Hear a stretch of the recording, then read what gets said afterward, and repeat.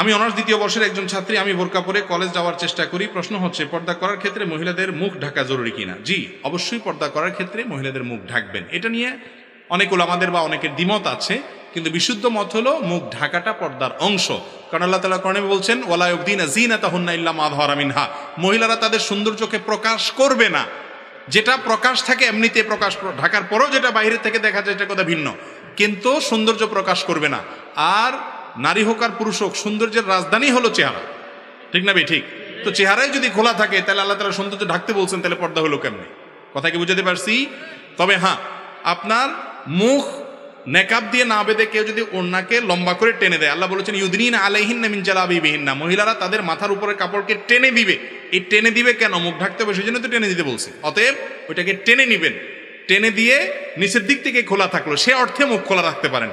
কিন্তু আজকাল যেটা করা হয়, একেবারে টাইট করে এখানে একটা ওড়না পেঁচায় এমন ভাবে যে চেহারা আগে যদি ফুটে না উঠতো, এখন ওড়না পেঁচানোর কারণে আরো বেশি করে ফুটে।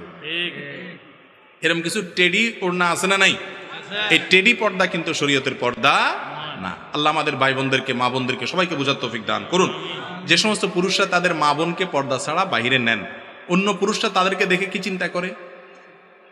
আপনি অন্য মহিলাদেরকে দেখে যে চিন্তা করেন, বুঝেন নাই কথা? আপনি কি চিন্তা করেন নিজেরটা তো নিজে জানেন।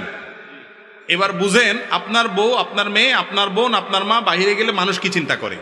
এরপর আপনার বিবেককে জিজ্ঞাসা করেন যে তাদেরকে বেপর্দা চলতে দেয়া আপনার রুচির কত নিচু তার প্রমাণ করে, ঠিক না বে ঠিক? আরে মুসলিম নারীর পর্দা এটা তার সম্ভ্রান্তের লক্ষণ, এটা তার সম্ভ্রান্ত হওয়ার লক্ষণ, এটা তার আত্মসম্মানের ব্যাপার, যে আমাকে নিয়ে যে কেউ বাজে চিন্তা করতে পারবে না। একজন মেয়েকে দেখে যদি বাজে একটা মন্তব্য কেউ করে, তার কাছে ভালো লাগবে? তো তাকে দেখে মনে মনে বাজে কল্পনা করে কি করে না? কেউ যদি বলে না আমার এরকম কিছু হয় না, তাইলে এই লোক হয় অসুস্থ না মৃত্যু?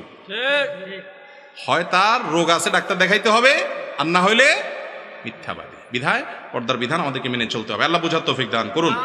তবে হ্যাঁ, কেউ যদি কোনো জায়গাতে মুখ ঢাকতে না পারেন, তো অন্তত ওড়না দিবেন যতটুকু সম্ভব।